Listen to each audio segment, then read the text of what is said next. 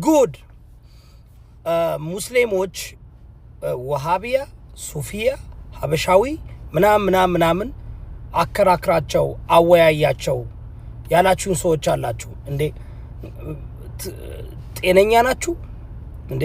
እኔ እኮ ሙስሊምን ከሙስሊም ጋር ላወያይ፣ ኦርቶዶክስን ከኦርቶዶክስ ጋር ላወያይ፣ ጴንጤን ከጴንጤ ጋር ላወያይ አይደለም የፈለኩት ወይም መደረግ ያለበት እስ ላይክ ባልና ሚስትን አከራክር እንደማለት እኮ ነው እንዴ? በሙስሊሞችም በኦርቶዶክሶችም በጴንጤዎችም በውስጣቸው ያለውን ችግር ራሳቸው ውስጣቸው ይፍቱ። እኛ ውይይት ማድረግ ያለብን ኦርቶዶክስ ከጴንጤ ጋር፣ ኦርቶዶክስ ከሙስሊም ጋር፣ ጴንጤ ከኦርቶዶክስ ጋር፣ ጴንጤ ከሙስሊም ጋር ነው እንጂ እንደዚህ አይነት የቂል መደበቂያ አታምጡ እንዴ። ሰው በቤቱ ያለውን ችግር ራሱ ይፈታልኝ። በቤቱ ያለውን ችግር ራሱ ይፈታል። ዋሃቢያ ናቸው፣ ሱፊያ ናቸው፣ ኮካኮላ ናቸው፣ ፔፕሲ ኮላ ናቸው፣ እሱ እኔ አይመለከተኝም። ይሄ መደበቂያ ነው። ይሄ ዝም ብሎ አላርለ በቃ ፍርሃት ነው። እና አትፍሩ። ውይይቱ መደረግ ያለበት